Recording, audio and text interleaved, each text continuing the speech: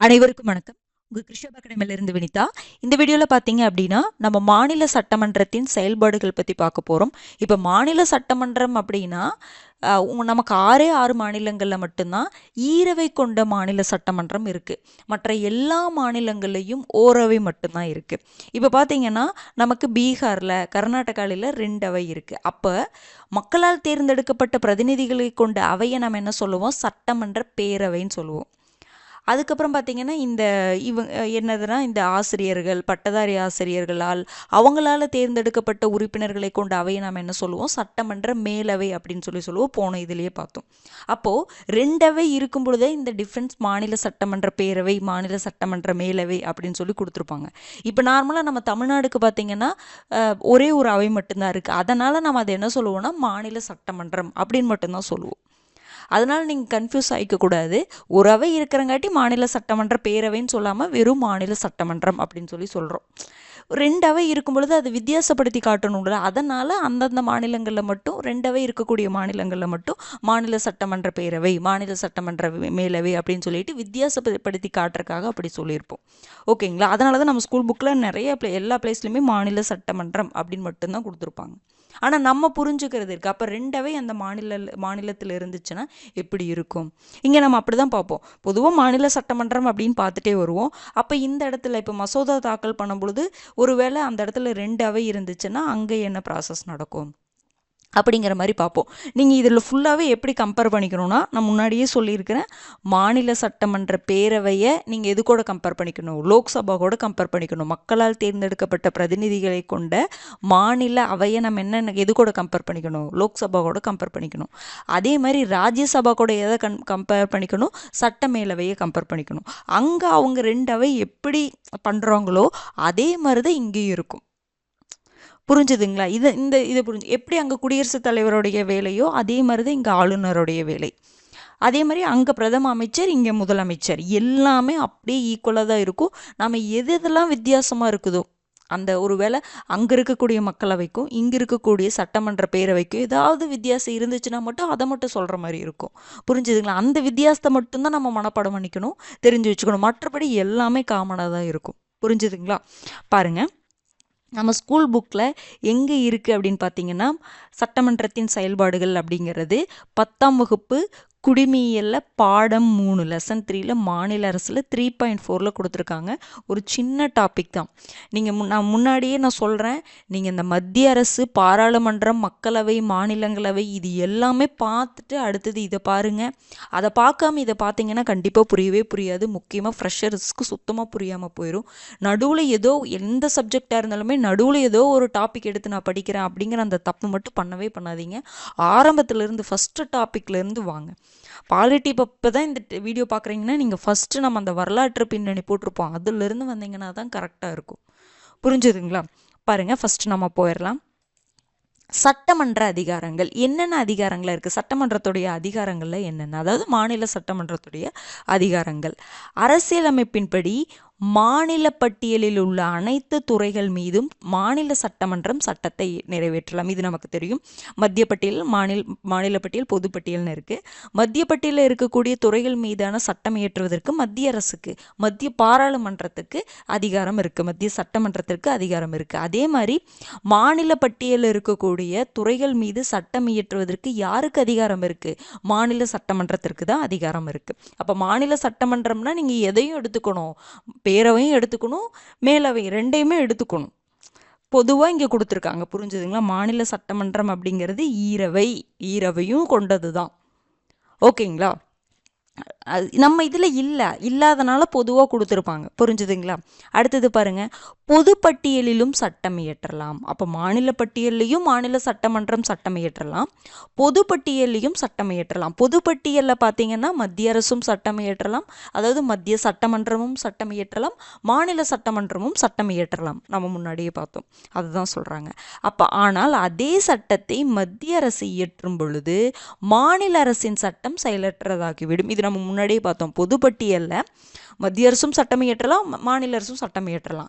அப்போ அந்த சட்டம் இயற்றுவதில் 2 பேர்த்துக்குள்ள ஒரு முரண்பாடு ஏற்பட்டுச்சுன்னா யாருடைய சட்டம் செல்லும்? மத்திய அரசு இயற்றிய சட்டம் தான் செல்லும்.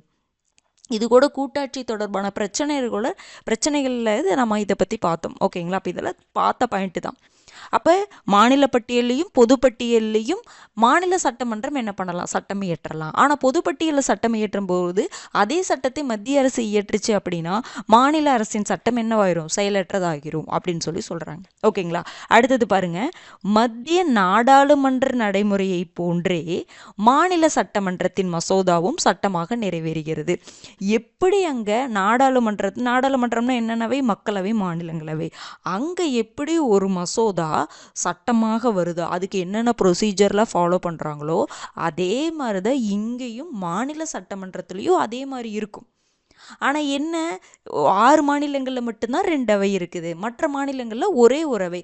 அங்கே 2 அவை பண்ணுறத இங்கே இருக்கக்கூடிய ஈரவை இல்லாத மாநிலங்களில் ஒரே ஒரு அவை மட்டும் பண்ணும். அது மட்டும்தான் வித்தியாசம். ஈரவை இருக்கக்கூடிய மாநிலங்களை பொறுத்த வரைக்கும் மக்களவை, மாநிலங்களவை அங்கே என்ன பண்ணுதோ அதே மாதிரி ஈரவை இருக்கக்கூடிய மாநில சட்டமன்றங்கள் அந்த மாதிரி பண்ணும், அதே மாதிரி ப்ரொசீஜர். அப்போ ஒரே ஒரு அவை தான் இருக்குது அப்படின்னு அந்த மாநிலத்துக்கு அந்த ஒரே அவை எல்லாமே பண்ணும், அந்த சட்டத்தை மசோதாவாக கொண்டு வரும், அவ்வளோதான். ஓகேங்களா? மத்திய நாடாளுமன்ற நடைமுறையை போன்றே மாநில சட்டமன்றத்தின் மசோதாவும் சட்டமாக நிறைவேறுகிறது. ஒவ்வொரு மசோதாவும் 3 நிலைகளுக்கு பிறகே நிறைவேறுகிறது. அப்போ இது நம்ம ஒரு டாப்பிக்காக பார்ப்போங்க, சட்டம் இயற்றும் நடைமுறைகள் அப்படின்னு சொல்லிட்டு எப்படி ஒரு மசோதா சட்டமாகுது. நம்ம முன்னாடியே பார்த்தோம், 2 அவையில் ஒப்புதல் இருக்கணும். அதுக்கப்புறம் பார்த்திங்கன்னா மத்திய அளவிலான ஒரு சட்டம் அப்படின்னா குடியரசுத் தலைவர் சைன் போடணும்.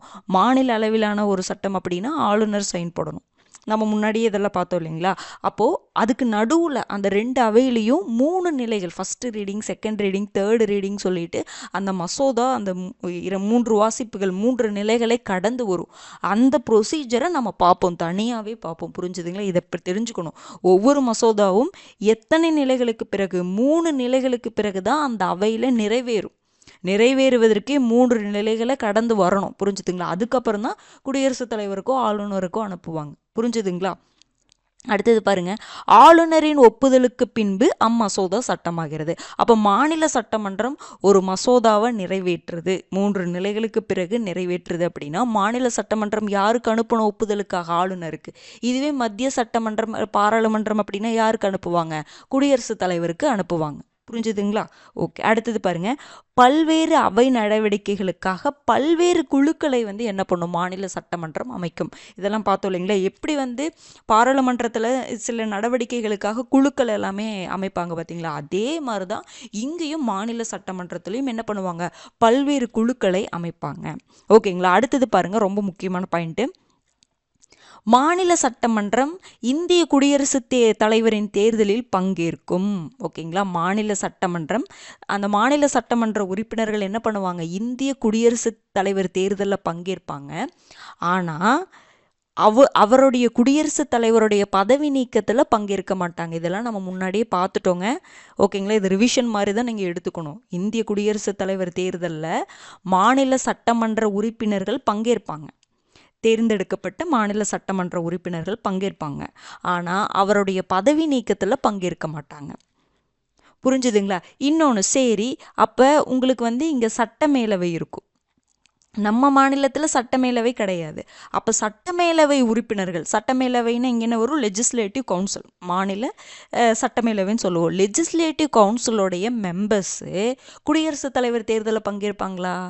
பங்கேற்க மாட்டாங்க. 6 மாநிலங்களில் தான் நமக்கு என்ன இருக்குது? சட்டமேலவை இருக்குது. அதுலேயே உறுப்பினர்கள் இருப்பாங்க.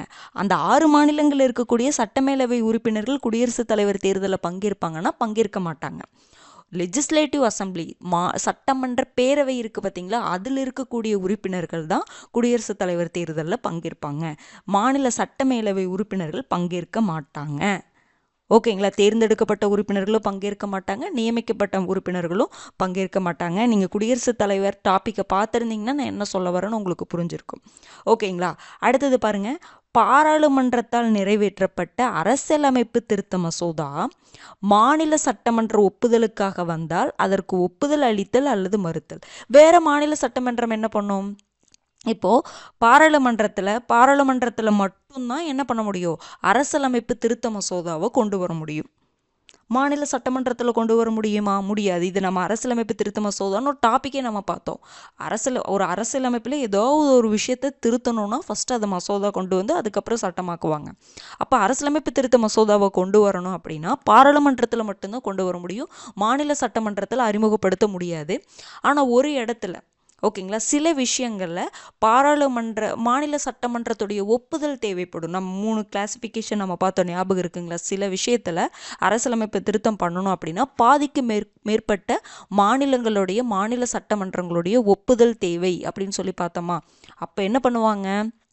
பாராளுமன்றம் அந்த அரசியலமைப்பு திருத்த மசோதாவை நிறைவேற்றி மாநில சட்டமன்ற ஒப்புதலுக்காக அனுப்புவாங்க. அது தேவைப்படுவதற்கு மட்டும்தான், எல்லா விஷயத்துக்குமே பண்ண மாட்டாங்க. அது என்னென்னு பார்த்தோம். மாநில சட்டமன்ற ஒப்புதல் தேவைப்படக்கூடிய அரசியலமைப்பு திருத்த மசோதால என்னென்ன அப்படிங்கிறதெல்லாம் நம்ம பார்த்தோம். ஓகேங்களா? அதெல்லாம் திருப்பி ஒரு டைம் எடுத்து ரிவைஸ் பண்ணுங்க. அப்போ அது மட்டும் ஒப்புதலுக்காக வந்துச்சுன்னா அதுக்கு என்ன பண்ணுவாங்க? மாநில சட்டமன்றம் ஒப்புதலும் அளிப்பாங்க, நிராகரிக்கவும் மறுக்கவும் செய்வாங்க. ஓகேங்களா? அடுத்தது, சட்டப்பேரவையில் நிறைவேற்றப்பட்ட சாதாரண மசோதா சட்டப்பிரிவு 197 சாதாரண மசோதாவை பற்றி சொல்கிறது என்னென்னா, சாதாரண மசோதானா உங்களுக்கு இங்கே மாநில சட்டமன்றத்தில் நிறைவேற்றப்படக்கூடிய சாதாரண மசோதாவை பற்றி சொல்லக்கூடிய ஆர்டிக்கல். புரிஞ்சுதுங்களா? முன்ன நம்ம அங்கே பார்த்துருப்போம், அங்கேக்கு வேறு ஆர்டிக்கலாக இருக்கும். மத்திய சட்டமன்றத்தில் நிறைவேற்றப்படக்கூடிய இல்லை அது அங்கே கொண்டு வருவாங்கள்ல சாதாரண மசோதா, அதுக்கு வேறு ஆர்டிக்கலாக இருக்கும். இந்த 197 சட்டப்பிரிவு 197ங்கிறது என்னென்னா, சட்டப்பேரவையில் ஓகேங்களா, சட்டப்பேரவை அப்படிங்கிறத தாண்டி மாநில சட்டமன்றத்தில் கொண்டு வரப்படக்கூடிய சாதாரண மசோதாவை பற்றி சொல்லக்கூடியது தான் சட்டப்பிரிவு 197. அப்போ மாநில அளவில் சாதாரண மசோதா ஒன்று கொண்டு வராங்க அப்படின்னா அது என்னது? அந்த பிரிவு என்னங்க? சட்டப்பிரிவு 197. ஓகேங்களா? இப்போ பாருங்கள், சட்டப்பேரவைன்னு என்னது? Legislative assembly. ஓகேங்களா? சட்டப்பேரவையில் நிறைவேற்றப்பட்ட சாதாரண மசோதா சட்ட மேலவைக்கு வரும்போது, இப்போ 2 அவை இருக்குன்னு வச்சுக்கோங்களேன். இப்போ நம்ம மாநிலத்தில் ஒரு அவை தான் இருக்குது. ஒரு சாதாரண மசோதாவை கொண்டு வந்து அங்கே நிறைவேற்றினாங்கன்னா ஓகே, அதுக்கப்புறம் ஆளுநருக்கு அனுப்பிச்சாங்கன்னா அது என்ன ஆயிரும்? அவர் ஓகே சொல்லிட்டாருன்னா சட்டம் ஆயிரும்.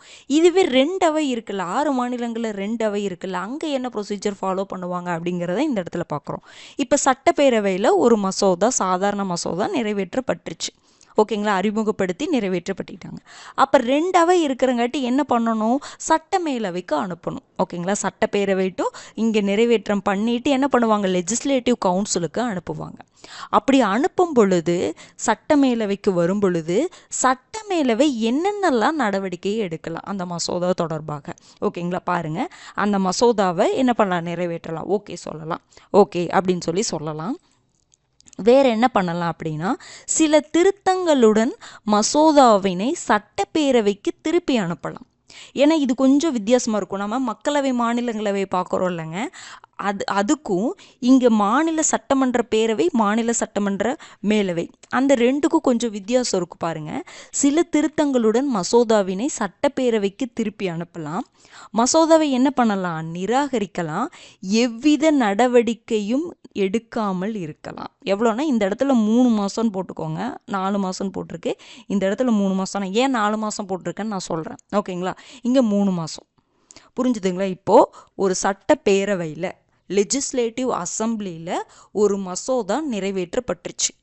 அப்போ அந்த மாநிலத்தில் 2 அவை இருக்குது அப்படின்னா இன்னொரு அவைக்கு அனுப்பணும். சட்ட மேலவைக்கு அனுப்புகிறாங்க. அந்த மசோதாவை லெஜிஸ்லேட்டிவ் கவுன்சிலுக்கு அனுப்புகிறாங்க. அங்கே போனால் அந்த சட்ட மேலவை என்னென்னலாம் பண்ணலாம்? மசோதாவுக்கு ஓகே சொல்லலாம். இல்லைன்னா சில திருத்தங்களுடன் மசோதாவினை திரும்பி என்ன பண்ணலாம்? லெஜிஸ்லேட்டிவ் அசம்பிளிக்கே திருப்பி அனுப்பலாம். மசோதாவை நிராகரிக்கலாம். எவ்வித நடவடிக்கைகளும் எடுக்காமல் எவ்வளோ நாள் வச்சிருக்கலாம்? 3 மாதம் வச்சிருக்கலாம். ஓகேங்களா? பாருங்க, அடுத்தது பாருங்க, இந்த இடத்துல சட்ட மேலவையில் இப்போ இந்த 4 விஷயத்த அவங்க பண்ணலாம். ஓகேங்களா? யார் பண்ணலாம்? லெஜிஸ்லேட்டிவ் கவுன்சில் பண்ணலாம். அப்போ பாருங்க, சட்ட மேலவையில் காலாவதியான மசோதா அல்லது நிராகரிக்கப்பட்ட மசோதா அல்லது திருத்தங்கள் பரிந்துரையுடன் அனுப்பப்பட்ட மசோதாவினை சட்டப்பேரவையானது மீண்டும் அவையில் நிறைவேற்றி 2வது முறை சட்ட மேலவை ஒப்புதலுக்கு அனுப்பும். அதாவது பாருங்க, மேலே என்னென்னலாம் பண்ணுவாங்கன்னு சொல்லிட்டாங்க. நிறைவேற்றம் பண்ணிட்டாங்கன்னா ஓகே. ஒருவேளை திருப்பி அனுப்புகிறாங்க சட்ட மேலவை, இல்லை நிராகரிக்கிறாங்க, ஓகேங்களா. இல்லைன்னா எந்த நடவடிக்கையும் 3 மாதம் எடுக்காமல் இருக்காங்க. இந்த இடத்துல 3 மாதம் ஓகேங்களா எடுக்காமல் இருக்காங்க. இந்த 3 காரணத்துக்காக என்ன பண்ணுறாங்கன்னா, இந்த 3 காரணம் பண்ணுறாங்கன்னு வச்சுக்கோங்களேன். அதாவது நிராகரிக்கிறாங்க, திருப்பி அனுப்புகிறாங்க, இல்லைன்னா எந்த நடவடிக்கையும் எடுக்காமல் இருக்கிறாங்க. ஓகேங்களா. அப்படி இருக்கும் பொழுது என்ன பண்ணுவாங்கன்னா, சட்டமேலவையில் காலாவதியான மசோதா அல்லது நிராகரிக்கப்பட்ட மசோதா அல்லது திருத்தங்கள் பரிந்துரையுடன் அனுப்பப்பட்ட மசோதாவினை என்ன பண்ணுவாங்களாம லெஜிஸ்லேட்டிவ் அசம்பிளி என்ன பண்ணுவாங்க, இந்த 3 விஷயத்த அவங்க சட்டமேலவை பண்ணினாங்கன்னா லெஜிஸ்லேட்டிவ் அசம்பிளி சட்டப்பேரவை என்ன பண்ணுவாங்கன்னா மீண்டும் அதைய சட்டப்பேரவையில் நிறைவேற்றி செகண்ட் டைம் என்ன பண்ணுவாங்க, லெஜிஸ்லேட்டிவ் கவுன்சிலுடைய சட்டமேலவை ஒப்புதலுக்காக அனுப்புவாங்க. இது வரைக்கும் புரிஞ்சிருச்சுங்களா. 2வது டைம் என்ன பண்ணுவாங்க, மறுபடியும் சட்டப்பேரவை நிறைவேற்றி சட்டமேலவைக்கு அனுப்புவாங்க. ஓகேங்களா. பாருங்க, 2வது முறையாக சட்டப்பேரவையில் நிறைவேற்றப்பட்டு லெஜிஸ்லேட்டிவ் அசம்பிளியில் நிறைவேற்றப்பட்டு சட்டமேலவைக்கு வரும் மசோதாவை என்ன சட்டமேலவைக்கு அனுப்புகிறாங்களோ அந்த மசோதாவை சட்டமேலவை நிராகரித்தாலும் சரி, திருத்தங்களுடனான மசோதாவை ஏற்றுக்கொள்ளாமல் இருந்தாலும் சரி, 1 மாத காலம் வரை மசோதாவின் மீது எவ்வித நடவடிக்கைகளும் எடுக்காமல் இருந்தாலும் அந்த மசோதா நிறைவேறியதாக தான் கருதப்படும். புரிஞ்சுதுங்களா. 2வது முறையாக சட்டப்பேரவையில் நிறைவேற்றம் பண்ணுறாங்க, சட்டமேலவைக்கு அனுப்புகிறாங்க. அனுப்பிச்சு அப்போது அந்த லெஜிஸ்லேட்டிவ் கவுன்சில் நிராகரித்தாலும் சரி, திருத்தங்கள் பண்ணி தானே அவங்க அனுப்பிச்சிருப்பாங்க சட்டமன்ற பேரவை, அதை ஏற்றுக்கொள்ளாமல் இருந்தால் சரி, 1 மாத காலம் வரைக்கும் மசோதாவுக்கு எந்தவித நடவடிக்கை எடுக்காமல் இருந்தாலும் சரி, 1 மாதம்தான் டைம். அவங்க என்ன பண்ணினாலும் 2வது டைம் அவங்க அனுப்புகிறாங்கன்னா இவங்க என்ன தான் பண்ணினாலும் அந்த மசோதா நிறைவேறியதாக தான் கருதப்படும். புரிஞ்சுதுங்களா. ஆனால் இதே மாதிரி அங்கே இருக்கா, மக்களவையிலும் மாநிலங்களவை இந்த மாதிரி இருக்கா, மக்களவையில் ஒரு சாதாரண மசோதா ஓகேங்களா. சாதாரண மசோதானா என்ன, நிதி மசோதாவை விட்டுறணும், அரசியலமைப்பு திருத்த மசோதாவை விட்டுறணும், அந்த 2 மசோதாவை தவிர. ஓகேங்களா. சாதாரண மசோதா நிதி மசோதாக்குள்ள பின்னாடி டிஃப்ரென்ஸ் பார்க்கலாம். ஓகேங்களா. சாதாரண மசோதான நிதி மசோதானா என்ன, பணம் சம்பந்தமாக கொண்டு வரக்கூடிய மசோதா, அதெல்லாம் நிதி மசோதாவில் வரும். அரசியலமைப்பு திருத்த மசோதா என்ன, அரசியலமைப்பில் ஏதாவது திருத்தம் பண்ணணும்னா அதுக்காக கொண்டு வருவாங்கள்ல, அதெல்லாம் அது சம்மந்தமான மசோதா. அது 2 தவிர மற்றது எல்லாமே இதில் வந்துடும், சாதாரண மசோதாவில் வந்துடும். ஓகேங்களா. அப்போது நீங்கள் மக்களவைக்கு இப்போ போங்க, மக்களவையில் ஒரு சாதாரண மசோதாவை நிறைவேற்றம் பண்ணி மாநிலங்களவைக்கு அனுப்புகிறாங்க அப்படின்னா மாநிலங்களவை என்ன பண்ணுவாங்க, திருப்பி அனுப்பலாம், எல்லாமே அவங்களுக்கு இருக்கும். அப்புறம் 6 மாதம் வரைக்கும் அவங்க வச்சுக்கலாம். ஓகேங்களா. 6 மாதம் வரைக்கும் பெண்டிங். இங்கே வந்து மொத்தம் 4 மாதம் வரும், அங்கே என்னதுங்க 6 மாதம். ஏன் 4 மாதங்கிறத நான் இந்த இடத்துல சொல்கிறேன், ஃபஸ்ட்டு வித்தியாசத்தை தெரிஞ்சுக்கோங்க.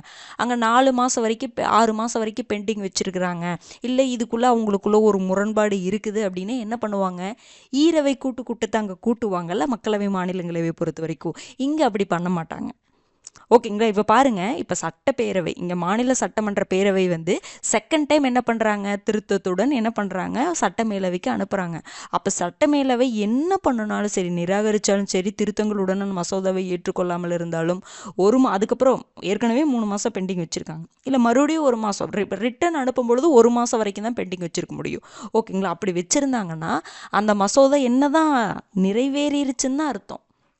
அப்போ சாதாரண மசோதாவில் யாருக்கு அதிகமாக ரைட்ஸ் இருக்குது, மாநில சட்டமன்ற பேரவைக்கு தான் அதிக அதிகாரம் இருக்குது. 2வே இருக்கும் பொழுது தான் இந்த கன்ஃபியூஷன் வரும். புரிஞ்சுதுங்களா. ஆனால் அங்கே அப்படி கிடையாது. ஏன்னா அந்த இடத்துல முரண்பாடு 2 அந்த முரண்பாடு ஏற்பட்டுச்சுன்னா அங்கே என்ன பண்ணுவாங்க, ஈரவை கூட்டத்தை கூட்டுவாங்கல்ல. ஆனால் மாநில சட்டமன்றத்தில் அந்த 2 ஈரவை கூட்டம் கூட்ட மாட்டாங்க. அதனால தான் என்ன பண்ணிடுது, செகண்ட் டைம் இவங்க என்ன பண்ணினாலும் இந்த மசோதாவை நிறைவேறியதாக தான் கருதப்படும் சொல்லி சொல்கிறாங்க. புரிஞ்சுதுங்களா. என்ன காரணம், ஏன் இப்படி எடுத்த உடனே இப்படி பண்ணிடுறாங்க அப்படின்னா, ஒரு மசோதாவின் மீது 2 அவைகளுக்கும் முரண்பாடு ஏற்பட்டால் பாராளுமன்றத்தை போன்று மாநில சட்டமன்றத்தால் ஈரவை கூட்டத்தை கூட்ட முடியாது. ஈரவை கூட்டத்தை கூட்டினா ஒரு முடிவு எடுக்கலாம், ஆனால் இங்கே மாநில சட்டமன்றத்தில் ஈரவை கூட்டம் அப்படிங்கிற பேச்சுக்கே இடமே இல்லை. அதனால தான் என்ன பண்ணிடுறாங்க அப்படின்னா, இந்த மசோதாவை நிறைவேறியதாக தான் கருதப்படும் அப்படின்னு சொல்லி எடுத்துக்கிறாங்க. அதுவும் செகண்ட் டைம். புரிஞ்சுதுங்களா.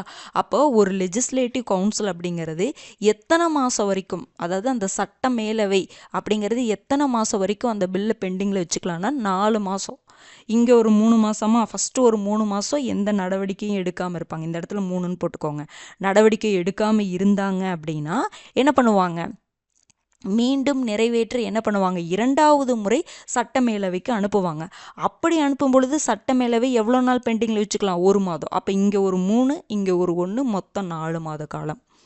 புரிஞ்சுதுங்களா? அப்போ அங்கே 6 மாதம், மத்திய சட்டமன்றத்தில் 6 மாதம்.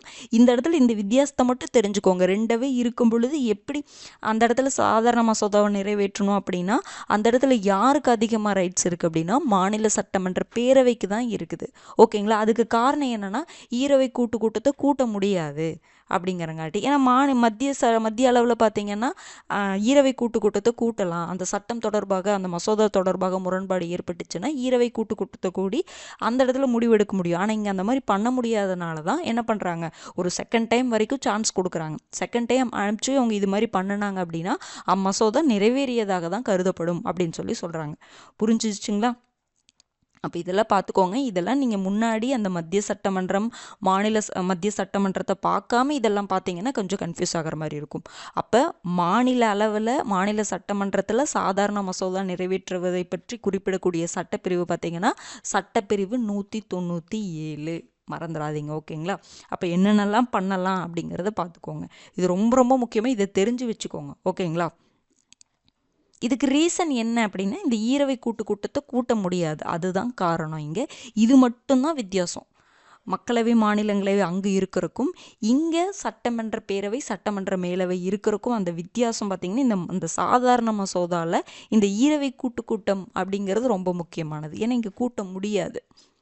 அது மட்டும் அந்த வித்தியாசத்தை நல்லா பார்த்து வச்சுக்கோங்க. ஓகேங்களா?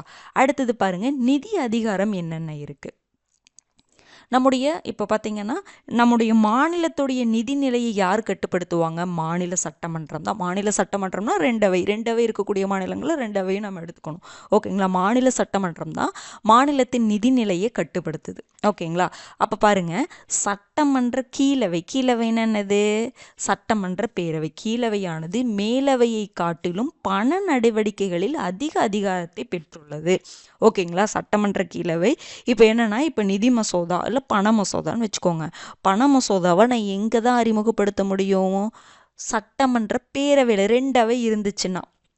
இப்போ நம்ம ஒரு அவை இருக்கக்கூடிய மாநிலத்தில் மாநில சட்டமன்ற பேரவையில் மட்டும் அறிமுகப்படுத்தி நிறைவேற்றிடுவாங்க. இப்போ சில மாநிலங்களுக்கு 2 இருக்குல்ல, 2 இருக்கும் பொழுது எங்கே தான் ஃபஸ்ட்டு அறிமுகப்படுத்த முடியும், எங்கே தாங்க அறிமுகப்படுத்த முடியும், மாநில சட்டமன்ற பேரவையில் தான் அறிமுகப்படுத்த முடியும். எப்படி அங்கே லோக்சபாவில் மத்திய சட்டமன்றத்தில் பண மசோதாவை எங்கே மட்டும்தான் அறிமுகப்படுத்த முடியும், லோக்சபாவில் மட்டும்தான் அறிமுகப்படுத்த முடியும். ராஜ்யசபாவில் இங்கே பாஸ் பண்ணுவாங்க. இங்கே பாஸ் பண்ணாங்கன்னா இவங்க இப்போ என்ன பண்ணும், 14 நாட்களுக்குள்ளே ஒரு முடிவு சொல்லணுமா ராஜ்யசபா. அப்படி அவங்க சொன்னாலும் சரி சொல்லலினாலும் சரி அந்த மசோதா நிறைவேறியதாக தான் கருதப்படும். எங்கே பண மசோதாவை பொறுத்த வரைக்கும் மத்திய சட்டமன்றத்தில் இந்த மாதிரி ப்ரொசீஜர். அதே மாதிரி ப்ரொசீஜர் தான் 2 அவை இருக்கக்கூடிய மாநிலங்களில் நடக்கும். ஓகேங்களா? இங்கே என்ன இருக்கும், சட்டமன்ற பேரவை இருக்கும், லெஜிஸ்லேட்டிவ் அசம்பிளி இருக்கும், லெஜிஸ்லேட்டிவ் கவுன்சில் இருக்குமா. நிதி மசோதாவை எங்கே தான், பண மசோதாவை தான் எங்கே தான் அறிமுகப்படுத்த முடியும், லெஜிஸ்லேட்டிவ் அசம்பிளியில் தான் அறிமுகப்படுத்த முடியும். இவங்க அறிமுகப்படுத்தி நிறைவேற்றி இவங்களுக்கு அனுப்புகிறாங்க, லெஜிஸ்லேட்டிவ் கவுன்சில் சட்டமன்ற மேலவைக்கு அனுப்புகிறாங்க. அப்படி அனுப்பும் பொழுது இவங்க என்ன பண்ணணும், 14 நாட்களுக்குள்ளே ஒரு முடிவு சொல்லணும். அப்படி பண்ணலைன்னா இந்த மசோதா சொன்னாலும் சரி இவங்க சொல்லினாலும் சரி என்ன பண்ணாலும் சரி இந்த மசோதா நிறைவேறியதாக தான் கருதப்படும். எப்படி இங்கேயோ அதே மாதிரி தான் இங்கேயும். எதில், நிதி மசோதாவை பொறுத்த வரைக்கும், பண மசோதாவை பொறுத்த வரைக்கும். ஆனால் சாதாரண மசோதாவில் தான் கொஞ்சம் டிஃப்ரென்ஸ் வருது, நம்ம முன்னாடியே பார்த்தோம். அதே மாதிரி பார்த்திங்கன்னா சாதாரண மசோதாவை மாநில சட்டமன்றத்தில் ஈரவை இருந்துச்சு அப்படின்னா எந்த அவையில் வேணாலும் ஃபஸ்ட்டு அறிமுகப்படுத்தலாம். பண மசோதாவை மட்டும்தான் உங்களுக்கு என்ன பண்ணும், மாநில சட்டமன்ற பேரவையில் என்ன பண்ண முடியும், அறிமுகப்படுத்த முடியும். இந்த வித்தியாசம்லாம் புரியுதுங்களா? முன்னாடி நீங்கள் பார்த்துருந்தீங்கன்னா தாங்க நான் இந்த வித்தியாசம் சொல்லும் பொழுது புரியும். ஓகேங்களா? ரிவைஸ் பண்ணுற மாதிரி இருக்கும் உங்களுக்கு. ஓகேங்களா? பாருங்கள், அப்போது பண மசோதாவை மாநில சட்டமன்றத்தில் இந்த பண மசோதாவை நிறைவேற்றுறாங்க பார்த்தீங்களா, அது சொல்லக்கூடிய ஆர்டிக்கல் சட்டப்பிரிவு 198. அப்போ மாநில சட்டமன்றத்தில் சாதாரண மசோதாவை பற்றி சொல்கிறது 197, மாநில சட்டமன்றத்தில் பண மசோதாவை பற்றி சொல்கிறது 198. இந்த 2 ஆர்டிக்கல் நல்லா தெரிஞ்சுக்கணும். ஓகேங்களா? மாநில சட்டமன்றத்தில் பாருங்கள், பண மசோதா கீழவையில் மட்டுமே அறிமுகப்படுத்த முடியும். அதாவது கீழவைன்னு என்னதுங்க, மாநில சட்டமன்ற கீழவையை சொல்கிறாங்க, அங்கே மட்டும்தான் அறிமுகப்படுத்த முடியும். சட்டமன்ற கீழவையின் அனுமதியின்றி எந்த வரிகளையும் என்ன பண்ண முடியாது, புதிய வரிகளை விதிக்க முடியாது அப்படின்னு சொல்கிறாங்க. அப்போ நிதி மசோதாவும் யாருடைய கண்ட்ரோலுக்கு போயிடுது, பண மசோதாவும் லெஜிஸ்லேட்டிவ் அசம்பிளி சட்டமன்ற பேரவையுடைய கண்ட்ரோலுக்கு போயிடுது. எவ்வளோ நாள் இவங்க பெண்டிங் வச்சுக்கலாம், 14 நாட்களுக்குள்ளே ஏதாவது முடிவு சொல்லணும். இங்கே சாதாரண மசோதாவை பொறுத்த வரைக்கும் 4 மாதம். இந்த வித்தியாசத்தை புரிஞ்சுக்கோங்க. 4 மாதங்கிறது ஃபஸ்ட்டு ஒன்று அனுப்புகிறாங்க அப்படின்னா அதுக்கு 3 மாதம், செகண்ட் டைம் அனுப்புகிறாங்கன்னா அந்த இடத்துல 1 மாதம் தான் எடுத்துக்க முடியும். ஓகேங்களா? புரிஞ்சுதுங்களா? அடுத்தது பாருங்க, நிர்வாகத்துறையின் மீதான கட்டுப்பாடுகள்ல என்னென்ன. சட்டமன்றம் நிர்வாகத்துறையை கட்டுப்படுத்துகிறது. எப்படி கட்டுப்படுத்துது? அமைச்சரவையானது சட்டமன்றத்திற்கு முழு பொறுப்பானது. நம்ம முன்னாடியே நிறைய டைம் பார்த்துட்டோம். அமைச்சரவை அப்படிங்கிறது சட்டமன்றத்திற்கு கூட்டு பொறுப்பு அப்படின்னு சொல்லி பார்த்தோமா, முழு பொறுப்பு அவங்க தான். சட்டமன்ற உறுப்பினர்களுடைய கேள்விகளுக்கு அமைச்சர்கள் என்ன பண்ணணும், கண்டிப்பாக பதிலளிக்கணும்.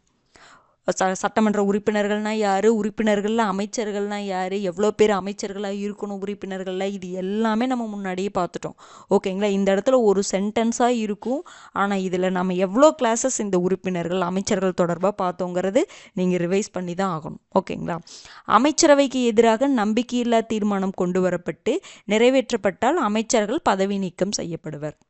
அப்போ நம்பிக்கையில்லா தீர்மானம் கொண்டு வந்தாங்கன்னா என்ன பண்ணுவாங்க, இப்போ ஒரு அவை இருக்குன்னா ஓகே, ஒரு அவை இருக்குன்னா மாநில சட்டமன்ற பேரவையில் கொண்டு வந்தாங்கன்னா நம்பிக்கையில்லா தீர்மானம் கொண்டு வரப்பட்டு நிறைவேற்றப்பட்டால் இங்கே இருக்கக்கூடிய அமைச்சர்கள்லாம் பதவி நீக்கம் செய்யப்படலாம். இப்போ 2 அவை இருக்குன்னா நம்பிக்கையில்லா தீர்மானம் எங்கே தான் கொண்டு வர முடியும், எங்கெங்கே கொண்டு வர முடியும், சட்டமன்ற பேரவையில் தான், லெஜிஸ்லேட்டிவ் அசம்பிளியில் தான் கொண்டு வர முடியும். லெஜிஸ்லேட்டிவ் கவுன்சிலில் நம்பிக்கையில்லா தீர்மானம் கொண்டு வர மாட்டாங்க. எப்படி ராஜ்யசபாவில் நம்பிக்கையில்லா தீர்மானம் கொண்டு வர முடியுமா, முடியாது. அதே மாதிரி தான் லெஜிஸ்லேட்டிவ் கவுன்சிலும். புரிஞ்சுதுங்களா? அப்போ நம்பிக்கையில்லா தீர்மானம் கொண்டு வரப்பட்டு நிறைவேற்றப்பட்டால் அமைச்சர்கள் பதவி நீக்கம் செய்யப்படுவர். ஓகேங்களா? இதெல்லாம் முன்னாடி பார்த்த பெண் திரும்ப வரும். அடுத்தது பரந்த அதிகாரங்கள் பார்த்திங்கன்னா, சட்டமன்றம் ஈரவைகளை பெற்றிருக்கும் பொழுது மேலவையை காட்டிலும் சட்டமன்ற கீழவை அதிக அதிகாரங்களுடன் விளங்குகிறது. ஒருவேளை சில மாநிலங்களில் 6 ஈரவை இருக்குன்னு பார்த்தோமோ, அப்படி இருந்துச்சுன்னா 2 அவை இருந்துச்சுன்னா சட்டமன்ற மேலவையை விட சட்டமன்ற கீழவை தான் அதிக அதிகாரங்களுடன் இருக்கும் அப்படின்னு சொல்கிறாங்க.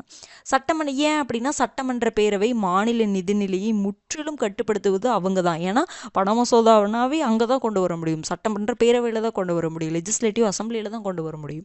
ஓகேங்களா? அதனால தான் சொல்கிறாங்க, மேலவை நிதி சார்ந்த நடவடிக்கைகளை இல்லை என்ன பண்ண முடியாது, வாக்களிக்க முடியாது.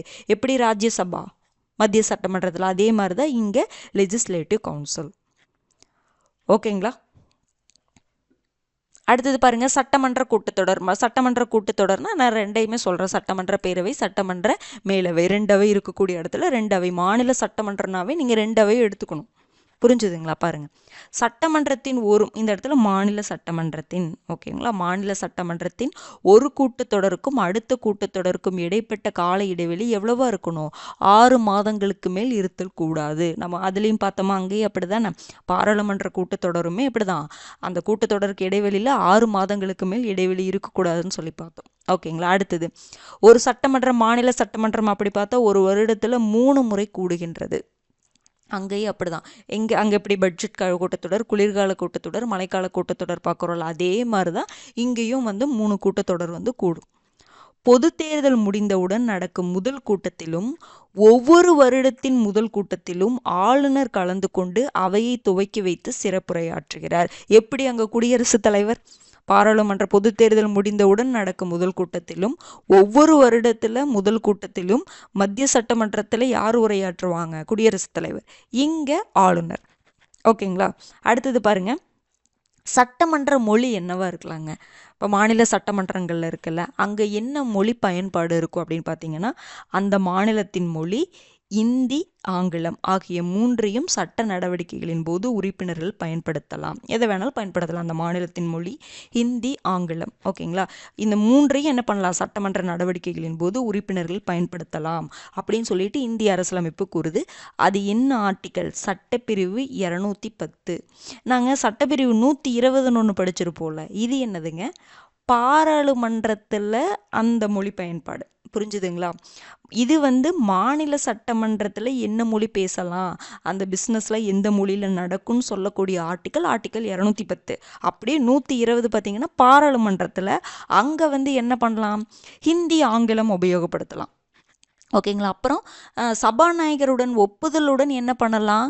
அந்த அமைச்சரோ பேசுகிறவங்க என்ன பண்ணலாம்? அவங்களுக்கு தெரிஞ்ச அவங்களோட தாய்மொழியை பயன்படுத்தலாம் அப்படின்னு சொல்லி நம்ம பார்த்துருப்போம். ஞாபகம் இருக்குங்களா? அப்போ மாநில சட்டமன்றத்தின் மொழி பயன்பாட்டை பற்றி குறிப்பிடக்கூடிய சட்டப்பிரிவு 210 என்னென்ன சொல்லுது? அந்த மாநிலத்துடைய மொழி ஹிந்தி, ஆங்கிலத்தை பயன்படுத்தலாம்னு சொல்லுது. அதே மாதிரி சட்டப்பிரிவு 120 என்ன சொல்லும்?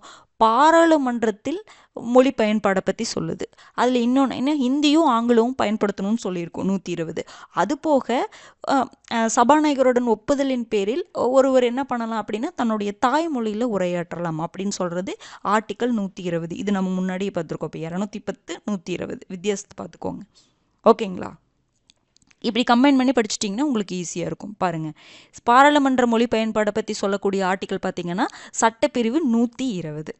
அடுத்தது இன்னொரு ஆர்டிக்கல் பாருங்கள், சட்டப்பிரிவு 187 என்ன சொல்லுது அப்படின்னா, சட்டமன்றத்தின் இரு அவைகளுக்கும் தனித்தனி செயலகங்கள் இருக்க வேண்டும். ஒரு அவை இருந்துச்சுன்னா ஒரு செயலகம், 2 அவை இருந்துச்சுன்னா 2 செயலகங்கள் இருக்கணும். செக்ரட்டரியேட். ஓகேங்களா?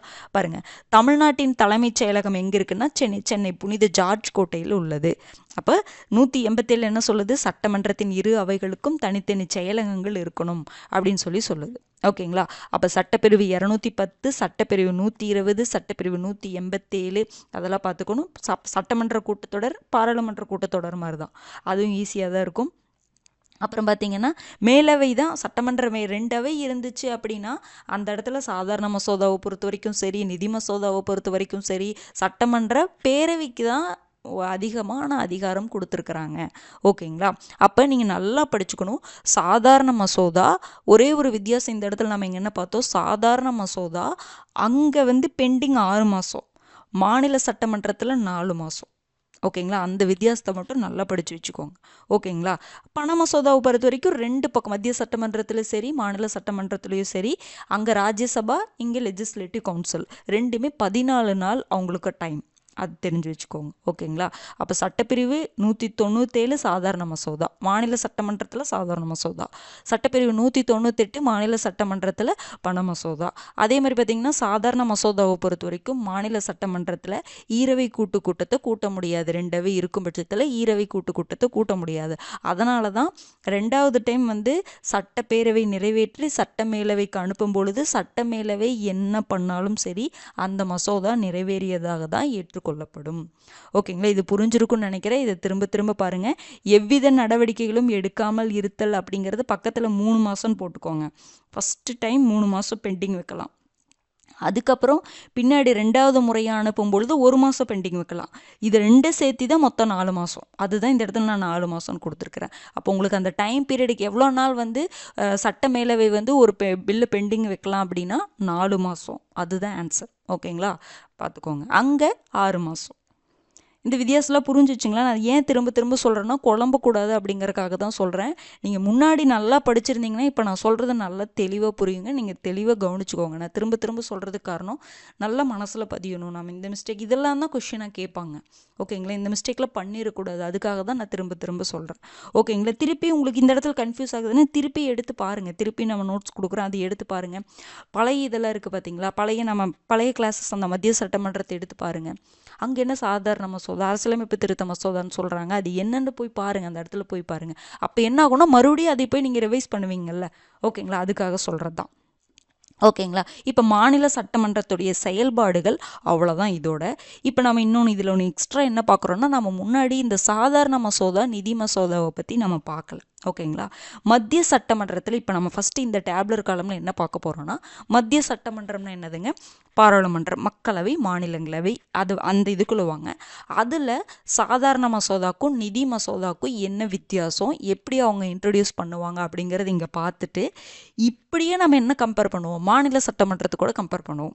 ஈஸியாக இருக்கும், ரொம்ப ஈஸியாக இருக்கும். இப்போ நீங்கள் இந்த இடத்துல என்ன தெரிஞ்சுக்கணுன்னா, சாதாரண மசோதானா என்ன, நிதி மசோதானா என்னன்னு நம்ம தெரிஞ்சுக்குவோம். அதாவது அந்த வித்தியாசம். அதுவும் நம்ம இப்போ எங்கே பார்க்க போகிறோம், பாராளுமன்றத்தில். பாராளுமன்றம்னா என்னதுங்க, மக்களவை, மாநிலங்களவை மட்டும்தான் பார்க்க போகிறோம். இப்போ நீங்கள் மாநில சட்டமன்றத்தில் கணக்கில் எடுத்துக்கூடாது. இப்போ நம்ம முடிச்சிட்டோம், மாநில சட்டமன்றத்தின் செயல்பாடுகளை நம்ம முடிச்சிட்டோம், அந்த டாபிக் முடிஞ்சிருச்சு. இந்த இடத்துல பாருங்கள், இப்போ நம்ம மத்திய சட்டமன்றமான பாராளுமன்றத்தில் சாதாரண மசோதாவும் நிதி மசோதாவும் எப்படி தாக்கல் பண்ணுறாங்க, அதுக்கான வித்தியாசம் என்ன அப்படிங்கிறதான் பார்க்க போகிறோம். இது நம்மளுடைய ஸ்கூல் புக்கில் எங்கே இருக்குது அப்படின்னு பார்த்தீங்கன்னா, 12th அரசியல் அறிவியல் புக்கில் பாடம் 2 சட்டமன்றம் 2.4 ஒரு டேப்லர் காலம் கொடுத்துருப்பாங்க. அதையவே நான் இங்கே வச்சுட்டேன். ஓகேங்களா. சாதாரண மசோதாக்கும் நிதி மசோதாக்கும் என்ன வித்தியாசம், எங்கே, மத்திய சட்டமன்றத்தில். ஓகேங்களா, மத்திய சட்டமன்றத்தில் என்ன வித்தியாசம் பாருங்கள். சாதாரண மசோதானா ஆர்டினரி பில், நிதி மசோதா அப்படின்னா மணி பில் அப்படின்னு சொல்லுவோம். பாருங்கள், இந்த சாதாரண மசோதாவை பொறுத்த வரைக்கும் இது மக்களவை அல்லது மாநிலங்களவை எதில் வேண்டுமானாலும் கொண்டு வரப்படலாம். இப்போ ஒரு மசோதாவை இன்ட்ரடியூஸ் பண்ணணும் அப்படின்னா, அறிமுகப்படுத்தணும் அப்படின்னா, சாதாரண மசோதாவை எங்கே வேணாலும் அறிமுகப்படுத்தலாம். மக்களவையிலையும் அறிமுகப்படுத்தலாம், மாநிலங்களவையும் அறிமுகப்படுத்தலாம், எந்த அவையில் வேணாலும் அறிமுகப்படுத்தலாம். இப்போ மக்களவையில் அறிமுகப்படுத்தி நிறைவேற்றப்பட்டு மாநிலங்களுக்கு அனுப்பணும், மாநிலங்களவை என்ன பண்ணும், அறிமுகப்படுத்தி நிறைவேற்றம் பண்ணும். ஓகேங்களா. இல்லை மாநிலங்களவை என்ன பண்ணலாம், அறிமுகப்படுத்தி நிறைவேற்றம் பண்ணி மக்களவைக்கு அனுப்பலாம். யார் வேணாலும் ஃபஸ்ட்டு அதை என்ன பண்ணலாம், தொடங்கலாம். ஆனால் நிதி மசோதாவை என்ன பண்ண முடியாது, மாநிலங்களவை அறிமுகப்படுத்த முடியாது. பாருங்கள், இது மக்களவையில் மட்டும்தான் என்ன பண்ண முடியும், ஃபஸ்ட்டு நீங்கள் கொண்டு வரீங்கன்னா மக்களவையில் மட்டும்தான் இன்ட்ரடியூஸ் பண்ண முடியும். அப்போ இது ஒரு முக்கியமான ஒரு டிஃப்ரென்ஸ். சாதாரண மசோதாவை 2 அவையில் எந்த அவை வேணாலும் அறிமுகப்படுத்தலாம். அறிமுகப்படுத்துறதுக்கும் நிறைவேற்றுவதற்கும் வித்தியாசம் இருக்குங்க. எந்த அவையில் வேணாலும் அறிமுகப்படுத்தலாம், நிறைவேற்றம் பண்ணது 2 அவையும் நிறைவேற்றம் பண்ணணும். ஓகேங்களா. ஆனால் நிதி மசோதாவை பொறுத்த வரைக்கும் மக்களவையில் மட்டும்தான் இன்ட்ரடியூஸ் பண்ண முடியும். அப்புறம் அதுக்கப்புறம் தான் மாநிலங்களவைக்கு அனுப்புவாங்க. புரிஞ்சுதுங்களா. இது ஒரு வித்தியாசம். அடுத்தது பாருங்க, இது அமைச்சர் அல்லது எந்த ஒரு உறுப்பினராலும் அறிமுகப்படுத்தலாம். சரி, அறிமுகப்படுத்தலாம்னு சொல்லிட்டோம்ல, யார் அறிமுகப்படுத்துறது, எந்த வேலை வேணாலும் அறிமுகப்படுத்தலாம்னு சொல்லியாச்சு சாதாரண மசோதாவை. அப்போ யார் அறிமுகப்படுத்துவாங்க, அமைச்சர், மினிஸ்டர். இல்லை அப்படின்னா எந்த உறுப்பினர் வேணாலும் அறிமுகப்படுத்தலாம். மக்களவை உறுப்பினர் யார் வேணாலும் அறிமுகப்படுத்தலாம், மாநிலங்களவை உறுப்பினர் யார் வேணாலும் அறிமுகப்படுத்தலாம். அமைச்சர் மட்டும்தான் ஏன்னா உறுப்பினர்கள் எல்லாருமே அமைச்சர்கள் கிடையாதுல்ல.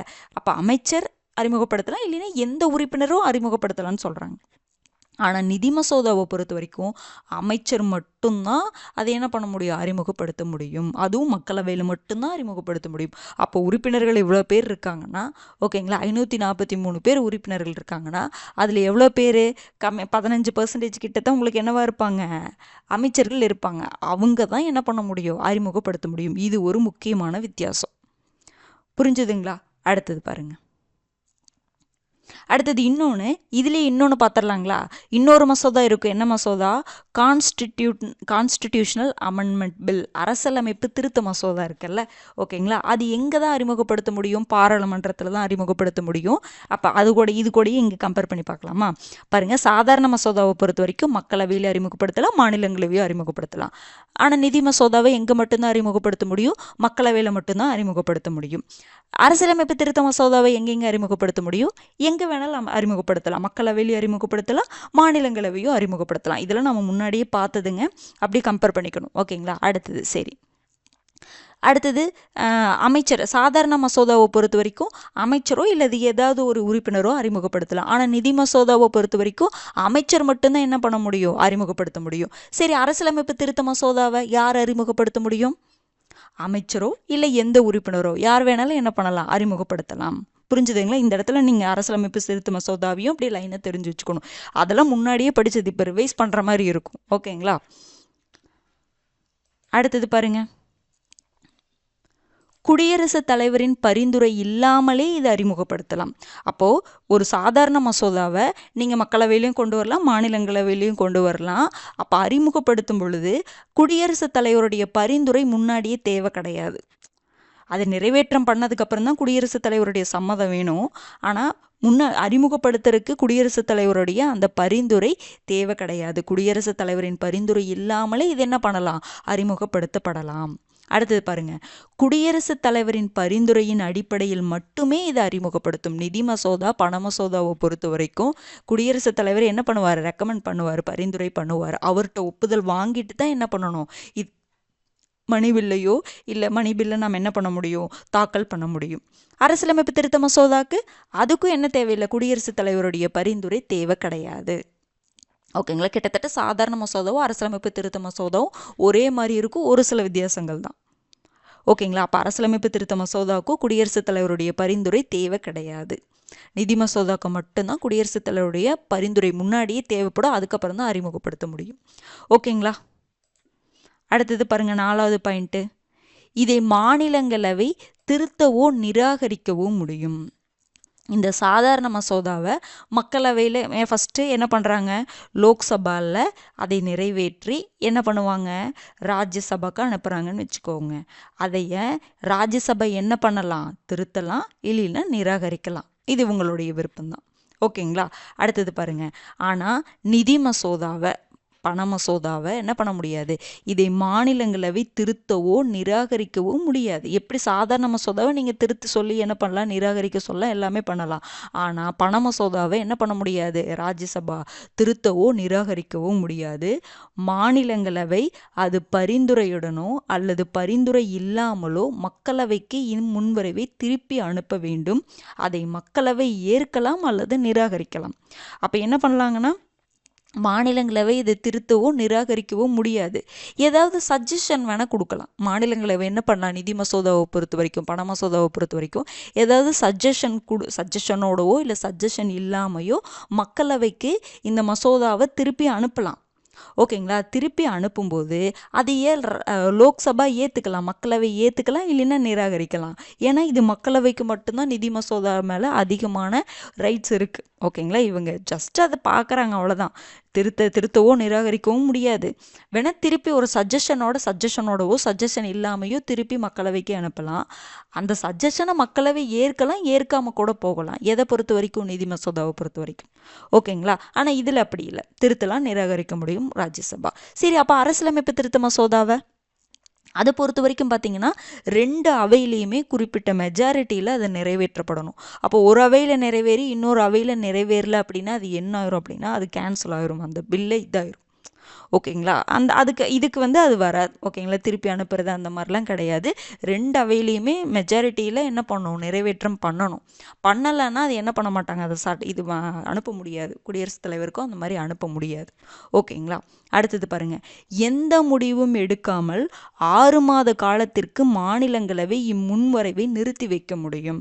இப்போ லோக்சபா என்ன பண்றாங்க, அந்த பில்லை நிறைவேற்றி, சாதாரண மசோதா நிறைவேற்றி என்ன பண்றாங்க, ராஜ்யசபாக்கு அனுப்புறாங்கன்னா இந்த ராஜ்யசபை என்ன பண்ணலாம், திருத்தலாம், நிராகரிக்கலாம். அதுக்கப்புறம் இன்னொன்று என்ன பண்ணலாம், எந்த முடிவும் எடுக்காமல் எவ்வளோ மாதம் வரைக்கும் பெண்டிங்கில் வச்சுருக்கலாம், நிறுத்தி வச்சுருக்கலாம், 6 மாத காலம் வரைக்கும். ஒருவேளை 6 மாத காலம் தாண்டிடுச்சுன்னா என்ன பண்ணுவாங்க, அந்த இடத்துல தான் குடியரசுத் தலைவர் என்ன பண்ணுவார், ஈரவை கூட்டத்தை கூட்டுவார். ஓகேங்களா. எதில் சாதாரண மசோதாவில் மட்டும் இது நடக்கும். சரி, இப்போ நிதி மசோதாவை பொறுத்த வரைக்கும் எவ்வளோ நாள் மாநிலங்களவை எதுவுமே சொல்லாமல் எதுவுமே பண்ணாமல் வச்சுருக்கலாம் அப்படின்னா, இம்முன்வரைவை 14 நாட்கள் வரை மட்டுமே மாநிலங்களவையில் வைத்திருக்க முடியும். 14 நாட்களுக்குள்ளே என்ன பண்ணணும், அனுப்பணும், ஏதாவது ஒன்று சொல்லணும். ஓகேங்களா. அப்படி இல்லை அப்படின்னா அவங்க அதை பெருசாக எடுத்துக்க மாட்டாங்க. 14 நாட்களுக்குள்ளே கண்டிப்பாக என்ன பண்ணணும், மாநிலங்களவை என்ன பண்ணணும், வச்சிருக்கலாம். 14 நாட்கள் மட்டும்தான் மாநிலங்களவை என்ன பண்ணியிருக்கோம், அந்த பில்லை ஹோல்ட் பண்ணி வச்சிருக்கலாம். அதுக்கு மேலே வச்சிருக்கக்கூடாது. புரிஞ்சுதுங்களா. ஏதாவது ஒரு பதில் சொல்லணும், ஏதோ ஒன்று பண்ணணும். ஓகேங்களா. அப்போ இந்த சாதாரண மசோதாவை பொறுத்த வரைக்கும் 6 மாத கால டைம். ஓகேங்களா. அடுத்தது பாருங்க, சாதாரண மசோதா இம்முன்வரைவு மக்களவையிலிருந்து வந்திருந்தாலும் அதற்கு மக்களவை சபாநாயகரின் சான்றளிப்பு தேவையில்லை. அப்போ மக்களவையிலிருந்து வந்துருச்சு, மக்களவையிலிருந்து தான் இது வந்திருக்கும். மாநிலங்களவைக்கு. அப்போ மக்களவையுடைய சபாநாயகருடைய சான்றளிப்பு தேவை கிடையாது. எதுக்கு? சாதாரண மசோதாக்கு. ஆனால் மாநிலங்களவைக்கு இந்த மசோதா செல்லும் பொழுது மக்களவை சபாநாயகரின் சான்றளிப்பு அவசியம். மக்களவையிலிருந்து மாநிலங்களவைக்கு இந்த நிதி மசோதா போகும் பொழுது அப்போ சபாநாயகருடைய அந்த சான்றளிப்பு அவசியம். அரசியலமைப்பு திருத்த மசோதாலாம் அந்த மாதிரி ப்ரொசீஜர்லாம் எதுவுமே கிடையாது. ஓகேங்களா?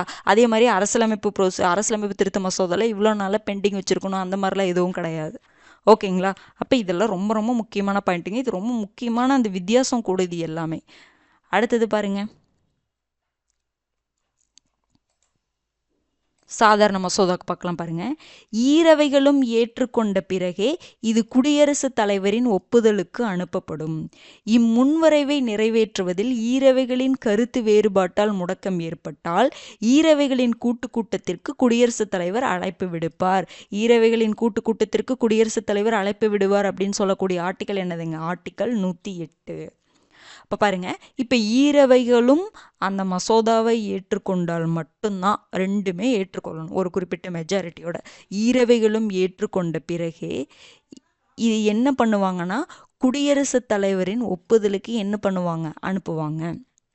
இம்முன்வரைவை நிறைவேற்றுவதில் அப்போ குடியரசுத் தலைவர் ஓகே சொல்லிட்டாங்கன்னா அது சட்டமாயிரும். சாதாரண மசோதாவை பொறுத்த வரைக்கும் ரெண்டவையும் ஏற்றுக்கணும். ஏற்றுக்கிட்டால் மட்டும்தான் குடியரசுத் தலைவருடைய ஒப்புதலுக்கு அனுப்புவாங்க. குடியரசுத் தலைவர் என்ன பண்ணுறார்? அவருடைய அதிகாரங்கள் சில இருக்குது, அதுக்கப்புறம் நம்ம பார்க்கலாம். இம்முன்வரைவை நிறைவேற்றுவதில் ஈரவைகளின் கருத்து வேறுபாட்டால் முடக்கம் ஏற்பட்டால் ஈரவைகளின் கூட்டத்திற்கு குடியரசுத் தலைவர் என்ன பண்ணுவார்? அழைப்பு விடுப்பார். இது பார்த்துட்டோம். அப்போ சாதாரண மசோதாவில் ஏதாவது கருத்து வேறுபாட்டால் முரண்பாடு ஏற்படுது, முடக்கம் ஏற்படுது, அதுக்கப்புறம் பார்த்திங்கன்னா பெண்டிங்கில் அவங்க 6 மாதம் வச்சுருக்கிறாங்க அப்படிங்கிற காரணத்தை காட்டி அந்த 6 மாதம் தாண்டிருச்சு அப்படிங்கிற பட்சத்தில் என்ன பண்ணுவாங்க? குடியரசுத் தலைவர் ஈரவை கூட்டத்தை கூட்டுவார். இது முன்னாடியே பார்த்துட்டோம். அப்போ நிதி மசோதாக்கு இந்த மாதிரி பண்ண முடியுமா? அப்படிலாம் கிடையாது. பாருங்கள், மக்களவையில் மட்டுமே நிறைவேற்றினாலும் கூட இம்முன்வரைவு குடியரசுத் தலைவரின் ஒப்புதலுக்கு அனுப்பப்படும். இங்கே பாருங்கள், மக்களவை மாநிலங்களவை இங்கே ரெண்டு அவையுமே ஏற்றுக்கொண்டால் மட்டும்தான் என்ன பண்ணுவாங்க? குடியரசுத் தலைவருக்கே அனுப்புவாங்க. ஆனால் இங்கே அப்படி கிடையாது. மக்களவையில் மட்டும் நிறைவேற்றினா கூட அது என்ன பண்ணலாம்? குடியரசுத் தலைவர் ஒப்புதலுக்கு அனுப்பலாம். ஈரவைகளுக்கிடையே கருத்து வேறுபாடு என்ற பேச்சுக்கே இடமில்லாததால் இங்கே என்ன கிடையாது? முடக்கமே ஏற்படாது. கூட்டத்தையும் கூட்ட மாட்டாங்க. ஏன்னா இந்த இடத்துல நிதி மசோதாவை பொறுத்த வரைக்கும் நம்ம பார்த்தோம், மக்களவைக்கு தான் ரைட்ஸ் அதிகம். அவங்க என்ன பண்ணுவாங்க? பண மசோதாவை நிறைவேற்ற அவங்க தான் அறிமுகப்படுத்துவாங்க, அவங்க தான் நிறைவேற்றி சும்மா ஒரு பேருக்காக என்ன பண்ணுவாங்க? மாநிலங்களவைக்கு அனுப்புவாங்க. மாநிலங்களவை அங்கே அதை நிராகரிக்கவும் முடியாது, திருத்தவும் முடியாது. அதுவும் வித்ஹோல்டு பண்ணி வச்சிருக்கனால 14 நாள் தான்.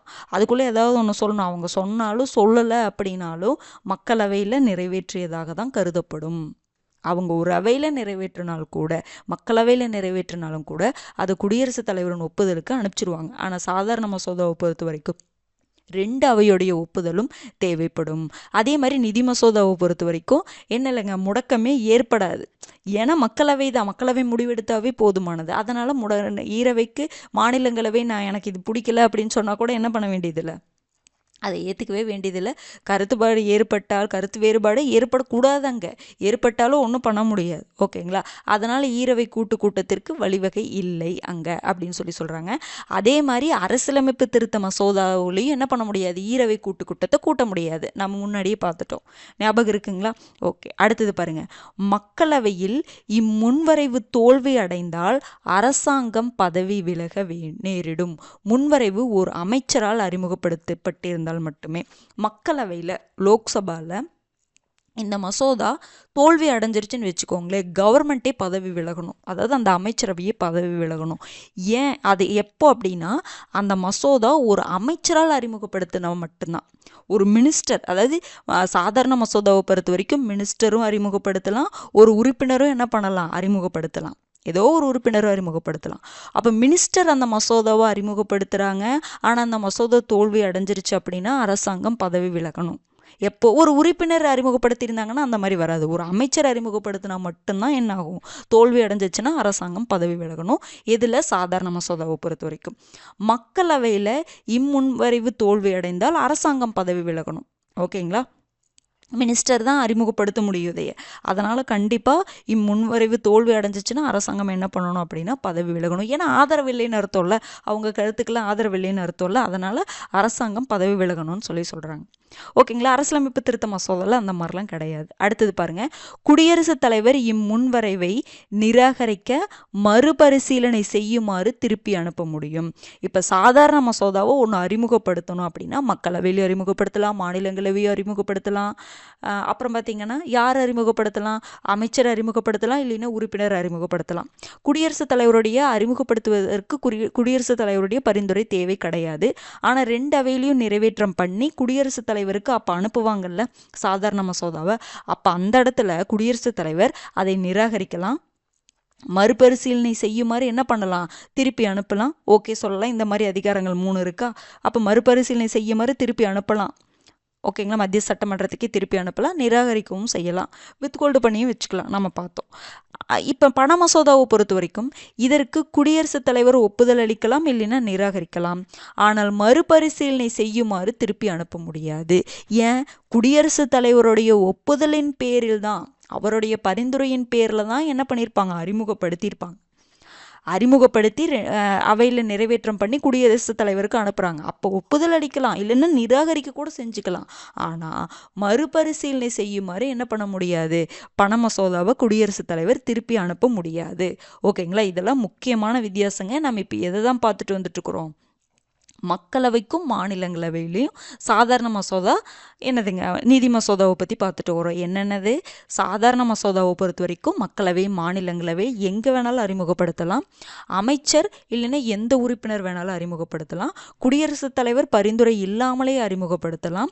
இதை மாநிலங்களவை என்ன பண்ணலாம்? திருத்தலாம், நிராகரிக்கவும் பண்ணலாம். எந்தவித நடவடிக்கை எடுக்காமல் 6 மாத காலத்திற்கு நிறுத்தி வைக்கலாம் மாநிலங்களவை. அப்போது அதே மாதிரி மக்களவையிலிருந்து இது வந்திருந்தாலும் என்ன மக்களவையோட சபாநாயகர் சான்றளிப்பு தேவை கிடையாது. ஈரவைகளையும் ஏற்றுக்கொண்டால் மட்டும்தான் குடியரசுத் தலைவரின் ஒப்புதலுக்கு அனுப்புவாங்க. ஒருவேளை இந்த மசோதா தொடர்பாக, சாதாரண மசோதா தொடர்பாக 2 அவைகளுக்கு இடையே கருத்து வேறுபாடு ஏற்பட்டுச்சு அப்படின்னா ஈரவை கூட்டத்தை குடியரசுத் தலைவர் கூட்டுவார். அதே மாதிரி மக்களவையில் இந்த மசோதா, சாதாரண மசோதா தோல்வி அடைஞ்சிச்சுன்னா கவர்மெண்ட் பதவி விலகணும். எப்போ? முன்வரைவு அமைச்சரால் அறிமுகப்படுத்தப்பட்டிருந்தால் பதவி விலகணும். அதே மாதிரி குடியரசுத் தலைவர் இந்த மசோதாவை நிராகரிக்கலாம், மறுபரிசீலனை செய்யுமாறு திருப்பி அனுப்பலாம். இதெல்லாம் எதுக்கு? சாதாரண மசோதா. அடுத்தது நிதி மசோதாவை பொறுத்த வரைக்கும் மக்களவையில் மட்டும்தான் கொண்டு வர முடியும், அமைச்சர் மட்டும்தான் அறிமுகப்படுத்த முடியும், குடியரசுத் தலைவருடைய பரிந்துரையில் மட்டும்தான் இதை அறிமுகப்படுத்த முடியும். இதை மாநிலங்களவை என்ன பண்ணலாம்? திருத்தவோ நிராகரிக்கவோ முடியவே முடியாது.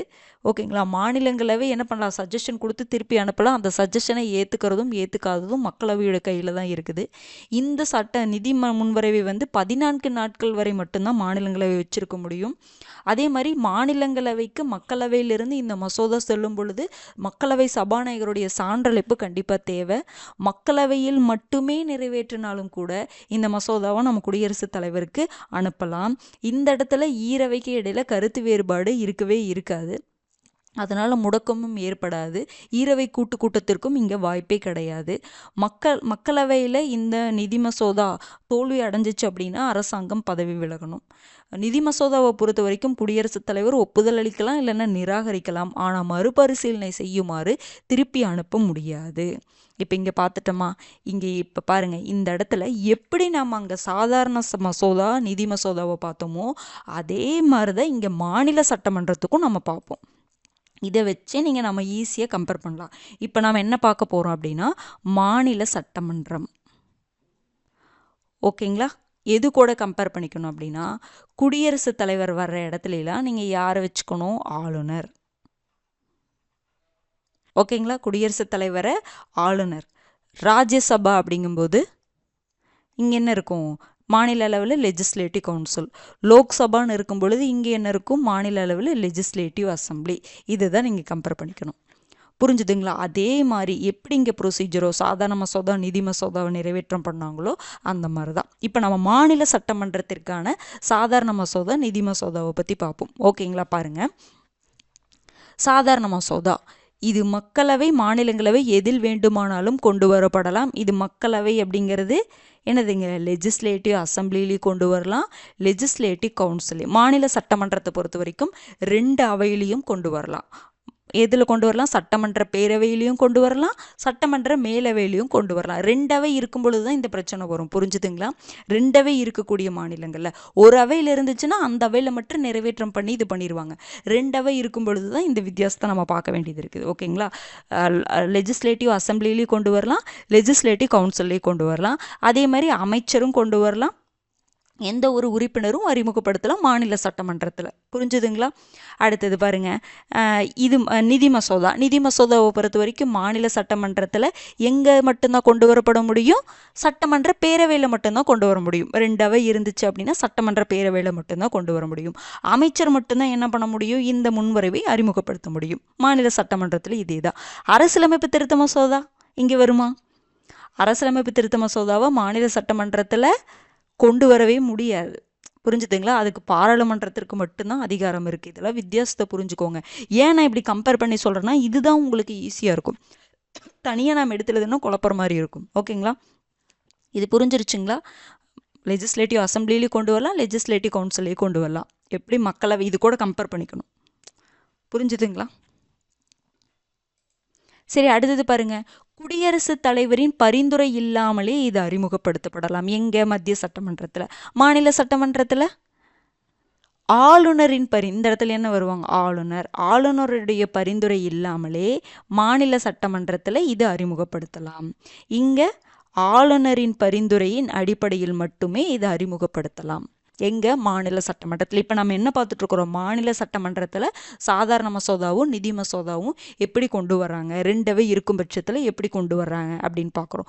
ஒரு அவை மட்டும் இருந்துச்சுன்னா அங்கேயே அறிமுகப்படுத்தி அங்கேயே நிறைவேற்றம் பண்ணிடுவாங்க. 2 அவை இருக்கும் பொழுது அதை பார்த்துக்கோங்க. புரிஞ்சுதுங்களா? அப்போ என்ன, ஆளுநருடைய பரிந்துரை வேணும் சாதாரண மசோதாக்கு. ஆனால் நிதி மசோதா சாதாரண மசோதாவுக்கு ஆளுநருடைய பரிந்துரை தேவையில்லை. நிதி மசோதாவை பொறுத்த வரைக்கும் ஆளுநரின் பரிந்துரையின் அடிப்படையில் மட்டுமே அறிமுகப்படுத்த முடியும். அதே மாதிரி பாருங்க, இந்த சாதாரண மசோதாவை மாநிலங்களவைன்னா நம்ம இப்போ என்ன எடுத்துக்கணும், லெஜிஸ்லேட்டிவ் கவுன்சில். லெஜிஸ்லேட்டிவ் கவுன்சில் பார்த்தீங்கன்னா என்ன பண்ணலாம், இதை திருத்தவோ நிராகரிக்கவோ முடியும். நம்ம பார்த்தோம், திருத்தலாம், திருத்தி அனுப்பலாம், நிராகரிக்கலாம், இந்த மாதிரிலாம் பார்த்தோம்ல, முடியும். ஆனால் எந்த முடிவும் எடுக்காமல் எத்தனை காலம் வரைக்கும், 4 மாத கால வரைக்கும் மாநிலங்களவைன்னு இந்த இடத்துல நம்ம என்ன லெஜிஸ்லேட்டிவ் கவுன்சில் முன்வரைவை நிறுத்தி வைக்க முடியும். புரிஞ்சுதுங்களா? இந்த இடத்துல மாநிலங்களவை அப்படிங்கிறது சட்டமன்ற மேலவை எடுத்துக்கணும் மாநில சட்டமன்றத்தில். அப்போ மாநில சட்டமன்ற மேலவையை பொறுத்த வரைக்கும் ஒரு சாதாரண மசோதாவை மாநில சட்டமன்ற பேரவையிலிருந்து வந்துச்சுன்னா அதை திருத்தலாம், நிராகரிக்க முடியும். அதே மாதிரி எந்த முடிவும் எடுக்காமல் எத்தனை மாதம் வரைக்கும் பெண்டிங்கில் வச்சுருக்கலாம், நிறுத்தி வச்சுக்கலாம் அப்படின்னா 4 மாதம். அது நம்ம முன்னாடியே பார்த்தோம், ஞாபகம் இருக்குங்களா? 4 மாதம் வரைக்கும். சரி, அப்போ இங்கே பாருங்கள், நிதி மசோதாவை பொறுத்த வரைக்கும் இதே தான். மக்களவை இதை என்ன பண்ண முடியாது, சட்டமன்ற மேலவை திருத்தவோ நிராகரிக்கவோ முடியவே முடியாது. சஜஷன் வேணால் கொடுக்கலாம், அந்த சஜஷனை ஏற்றுக்கிறது ஏற்றுக்காதது சட்டமன்ற மேலவையுடைய அந்த பொறுப்பு தான், அவங்க சட்டமன்ற பேரவையுடைய பொறுப்பு தான். இம்முன்வரவை 14 நாட்கள் வரை மட்டுமே சட்டமன்ற மேலவை என்ன பண்ணி வச்சிருக்க முடியும். இதே தான், அப்படியே தான். எப்படி மக்களவை மாநிலங்களவையில் நிதி மசோதாவை பண்ணுறாங்களோ அதே மாதிரி தான் இங்கே சட்டமன்ற பேரவைக்கும் சட்டமன்ற மேலவைக்கும். சட்டமன்ற பேரவைக்கு தான் அதிகாரம் அதிகமாக இருக்குது. இதை நம்ம முன்னாடியே பார்த்துட்டோம். ஓகேங்களா? அப்போ சாதாரண மசோதாக்கு மட்டும்தான் இந்த 4 மாதம் அப்படிங்கிறத வித்தியாசம் வரும். நான் உங்களுக்கு எப்படி வித்தியாசம் காட்டேன்னு உங்களுக்கு புரியுதுன்னு நினைக்கிறேன். ஓகேங்களா? சரி பாருங்க, அடுத்தது இது பெருசாக இம்முன்வரைவு மக்களவையிலிருந்து வந்திருந்தாலும் அதற்கு மக்களவை சபாநாயகரின் சான்றளிப்பு தேவையில்லை.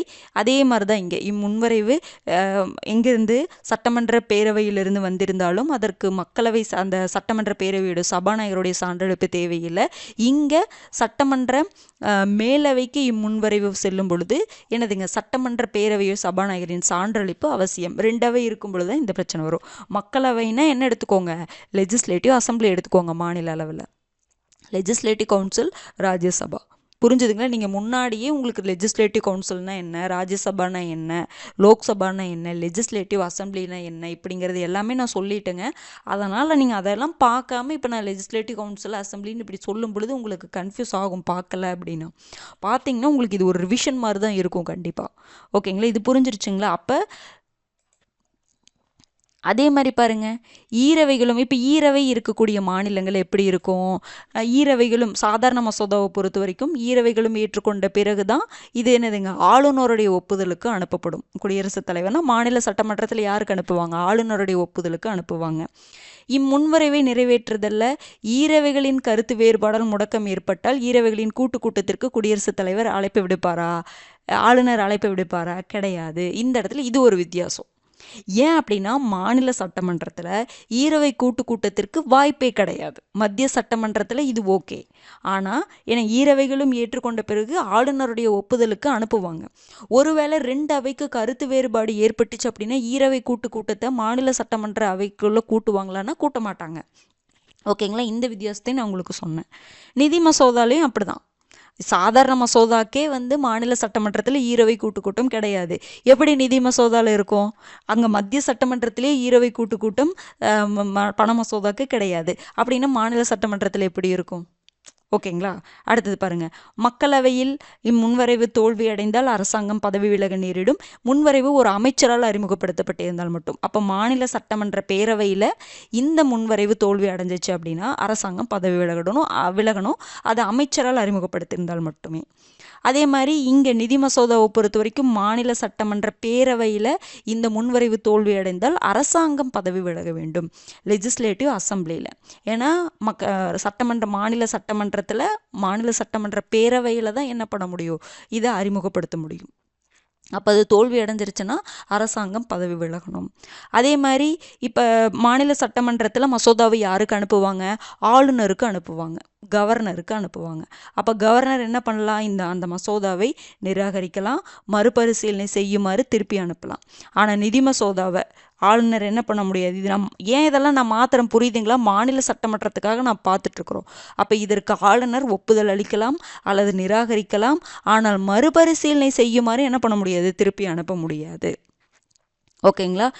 அங்கே குடியரசுத் தலைவர்னா இங்கே ஆளுநர், அங்கே ராஜ்யசபானா இங்கே லெஜிஸ்லேட்டிவ் கவுன்சில், அங்கே லோக்சபானா இங்கே லெஜிஸ்லேட்டிவ் அசம்பிளி.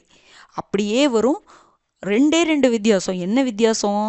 அந்த சாதாரண மசோதாவை பொறுத்த வரைக்கும் அந்த டைம் பீரியடு அங்கே 6 மாதம்னா இங்கே 4 மாதம். பண மசோதாக்கு அப்படியே தான் வரும். அதே மாதிரி சாதாரண மசோதாக்கு மத்திய சட்டமன்றத்தில் ஈரவை கூட்டத்தை கூட்டுவாங்க, இங்கே மாநில சட்டமன்றத்தில் ஈரவை கூட்டத்தை கூட்ட மாட்டாங்க. மற்றபடி எல்லாமே மாநில சட்டமன்றத்துக்கும் மத்திய சட்டமன்றத்திலையும் சாதாரண மசோதா, நிதி சட்ட மசோதாவை நிறைவேற்றுவது ஒரே மாதிரி தான். புரிஞ்சிருச்சுங்களா? நான் என்ன சொல்ல வரேன்னு உங்களுக்கு புரிஞ்சிருக்குன்னு நினைக்கிறேன். நான் அதனால தான் சொல்கிறேன், நீங்கள் ஒரு வேளை புரியலை அப்படின்னா நீங்கள் முன்னாடி அதையெல்லாம் கவனிக்காமல் வந்திருந்தீங்கன்னா தான் புரியாது. ஏன்னா நான் திடீர்னு அரசியலமைப்பு திருத்த மசோதாவை பற்றி சொல்கிறேன். அப்போ எப்படி புரியும்? நீங்கள் அந்த அரசியலமைப்பு திருத்த மசோதாவை நீங்கள் படிச்சுட்டு வந்திருந்தீங்கன்னா தான் இது புரியும். இல்லைன்னா புரியாதுங்க. நான் திரும்ப சொல்கிறேன், தயவு செஞ்சு அதை பார்த்துட்டு வாங்க. நான் அதை கவனிச்சேங்க, அப்போவும் புரியல அப்படின்னா திருப்பி தயவு செஞ்சு இன்னொரு டைம் பார்த்துட்டு இன்னொரு டைம் நீங்கள் நான் என்னென்னலாம் சொன்னணும், அரசியலமைப்பு திருத்த மசோதா நான் சொல்கிறது உங்களுக்கு புரியல, நான் என்ன சொன்னேன்னு புரியல, நான் படிச்சுட்டேன் ஆனால் சொல்கிறது புரியலன்னா மறுபடியும் போய் அரசியலமைப்பு திருத்த மசோதாவோ படிங்க. படிச்சுட்டு வந்துட்டு மறுபடியும் பாருங்கள். ஒரு 2-3 டைம் புரியலை அப்படின்னா ஒரு 2-3 டைம் பார்த்தீங்கன்னா நல்லா புரியும். ஏன்னா நம்ம இப்போ தான் புதுசாக ஃப்ரெஷராக படிக்கிறீங்க அப்படின்னா சின்ன கன்ஃபியூஷன் இருக்கிறது இயல்பு தான். ஓகேங்களா? உடனே அதை நம்ம விட்டுறக்கூடாது. ஓகேங்களா? இதை திருப்பி பாருங்கள், ஈஸியாக புரிஞ்சிடும். நீங்கள் ஒரு டைம் புக் எடுத்து பாருங்கள், இந்த நோட்ஸ் எடுத்துகிட்டு பாருங்கள், என்ன சொல்ல வந்திருக்காங்க அப்படின்னு சொல்லிட்டு பாருங்கள். ஒரு டைம் வீடியோ பாருங்கள், அப்புறம் ரீட் பண்ணுங்கள். மறுபடியும் குழப்பதா, மறுபடியும் ரீட் பண்ணிவிட்டு மறுபடியும் வீடியோ பாருங்கள், நல்லாவே புரிஞ்சிடும். ஓகேங்களா? கம்ப்ளீட் பண்ணிட்டேன்னு கமெண்ட் பண்ணுங்கள். நான் முன்னாடியே சொன்ன மாதிரி அந்த கம்ப்ளீட்டட்னு போடுற கமெண்ட் குறைஞ்சிக்கிட்டே வருது. ஏன்னு தெரில. ஒருவேளை பின்னாடி இருக்கலாம் எல்லாரும். பரவாயில்ல, மெதுவாகவே வாங்க, கம்ப்ளீட் பண்ணிடுங்க. ஓகேங்களா? அடுத்த வீடியோவில் சந்திக்கலாம். நன்றி.